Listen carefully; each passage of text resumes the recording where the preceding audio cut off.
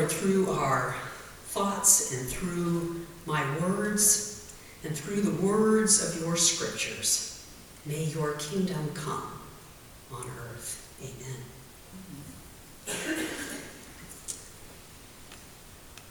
The Bible begins with a pair of creation stories, and this one in Genesis 2 is the second of that pair. The first one starts with the words, "In the beginning, God." God, the Spirit, is hovering over the deep, the dark, the chaos, and then God speaks the world into being. Let there be light. God creates order.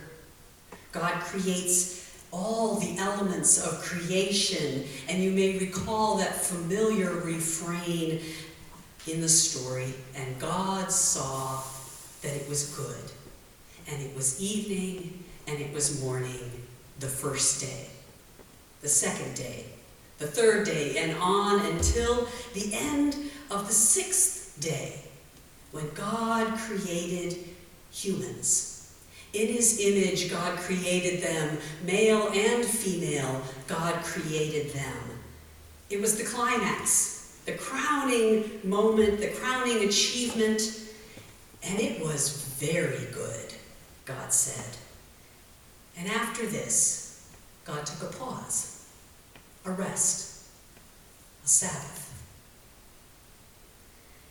And then the storyteller appears to move to the other side of creation, to describe the wonder again from a different perspective, like looking at the work of art from a different angle to get new insights, or describing an event from a different person's perspective.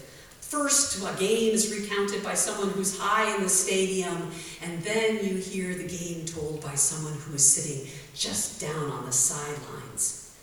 And after the rhythms and refrains of the first story, the second story begins with this long, winding sentence that begins in verse 4 and winds its way all the way through verse 7, like winding streams of water that are watering the barren earth. And then God takes that mixture of dirt and water and makes a living being. What do you get when you mix dirt and water? Mud. Mud. You get mud. There's a pun in the original Hebrew for when God forms Adam from the Adamah. God is forming Adam, man, from the Adamah, the dirt. And perhaps the closest we can come in English would be to say that God formed a human from the humus. In this second portrayal of creation, God is at work in many ways. First, God is like a craftsman, an artist, forming the human. The Hebrew word for forming is one that's used to describe a potter working with clay, forming that clay. And next, God is like a doctor or a paramedic, breathing the breath of life into that lifeless creature. And then we see God the gardener and God the farmer out planting and watering and making things grow. God the nutritionist and the chef, cooking up trees that are good for food and appealing to look at. God the landscape designer, directing the flow of the rivers. And then God forms again as that craftsman, as that potter, the animals and birds out of the same humus that the human is made from. And finally, God builds a woman. That's the Hebrew word, is the word build. It takes God the engineer to put together a woman. As we consider these creation stories, it's important for us to remember that they weren't intended to be read like you would read a textbook in your science class, or as you would read the instruction leaflet in a model airplane kit as those literal step-by-step explanations. These stories are true, but their truth teaches us not those precise scientific details of creation. Rather, the truth that they teach is about who God is and who we are and what is God's purpose and our purpose in the world. Through these stories, we come to know God at work. For instance, we know geologically that there is not one central spring or headwater that feeds all the great rivers of the world, and we know geographically that some of the great rivers of the world are left out of this story, like the Amazon or the Mississippi. The story includes just 3 great rivers in the land where the rest of this story of Genesis is going to play out. The Pishon. Scholars have suggested that this might be the Nile, because the land of Havilah may refer to Egypt. Another thought is that it's the Indus or the Ganges. There's the Tigris and the Euphrates. But along with these 3 great rivers, the storyteller includes a tiny spring that provides water just for the city of Jerusalem, the Gihon. It's referred to again in 2 Chronicles. So what's the truth that the storyteller is pointing to? We know it's not a physical, geographical truth, but perhaps a spiritual and theological truth about God as the source of life-giving water that flows out all over the earth. Maybe it's a truth that Jesus spoke of when he stood up in the temple and said that he himself was the source of living water, and that when he was lifted up in Jerusalem, in a nation that seemed small and weak, through him the Spirit would then become the source of living water for the whole world, and every believer in every nation in the world would flow with that living water. There's a lot to wonder about in these stories. For me, the greatest wonder in this story of creation is the wonder that humans are invited to create and take responsibility alongside God. The wonder of God's gracious love that he would entrust his creation to humankind. The wonder of God's willingness to share power and control over creation with one of his creatures. And like that psalmist at the very beginning of the service, I have to pause and ask God, what is mankind? That you are mindful of them, human beings, that you care for them. This creation story begins with a barren earth because there is no one to work the ground. And when God places man into the garden, the man is given the responsibility to work it and to care for it. God creates and brings each kind of living creature to the man and allows the man to name them. And that act of naming something or someone in ancient times implied ownership. It implied taking responsibility, accepting responsibility for that thing or that person. Like naming a child is an act of claiming that child as your own and accepting responsibility for that child. Adam was naming every animal and claiming it as his own, as a child under his care. I wonder if maybe as God brought each animal and bird to be named by Adam, perhaps God felt a little like parents feel when they hand over the keys to the family car and watch as their child drives away with it for the first time. A little trepidation, a little concern, a little pride, a little satisfaction, and a lot of love.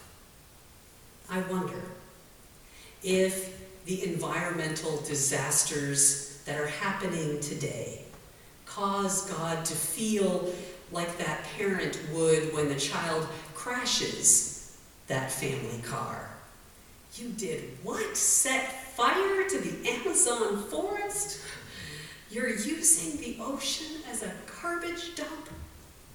You're overdrawing your bank account on groundwater and oil and minerals. You're poisoning the honeybees along with the pests. And what? You've created a substance that defies my natural laws of decay and renewal. God knew what he was doing when he told the human not to eat of that tree of the knowledge of good and evil. We're still grabbing for that apple of knowledge with the desire to do it ourselves and to dominate and to assert our wills and to take over and to make our own immediate gain more important than the long-term welfare of the earth.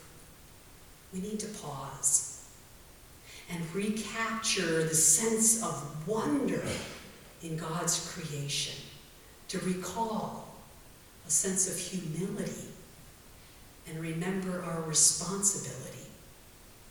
God is at work, and we have been graciously, lovingly, wondrously invited to be working alongside God as co-creators and as caregivers. And God knew that this work couldn't be done alone. And so in this creation story, we get a glimpse of God's heart as God shows concern and compassion for the man in his loneliness. God created the human to live and work and love in community, not in isolation. In that way, we reflect God's image because God, the Father, Son, Spirit, is a community of three in one. And so God goes about creating a helper for Adam. Robert Alter is one of the greatest Hebrew scholars of our time. And he has written that the English word helper is much too weak a translation of the Hebrew word that is used there, ezer.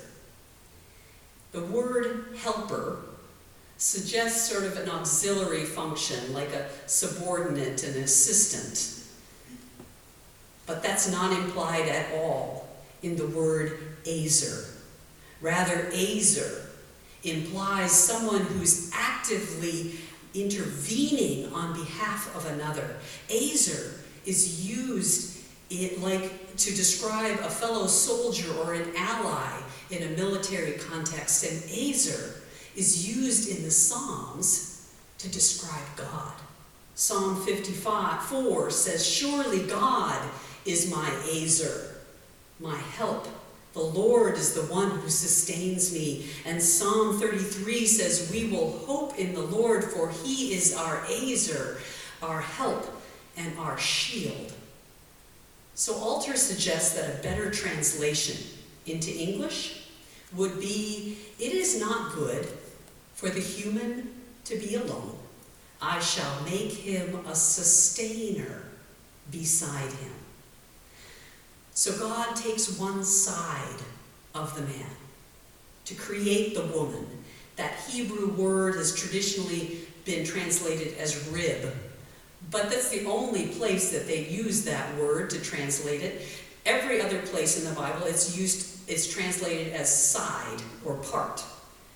So when someone refers to their spouse as their better half, like Greg did first thing this morning, that's actually a great way of communicating what the storyteller is saying about God's creation of man and woman. There's a sense that something is missing or incomplete when we're not living in community with others. It reminds me of Shel Silverstein's book, The Missing Piece. And in its search for its missing piece, this object goes through trial and error and eventually discovers that it was created to have a missing piece. It was created to have this sense of need for another.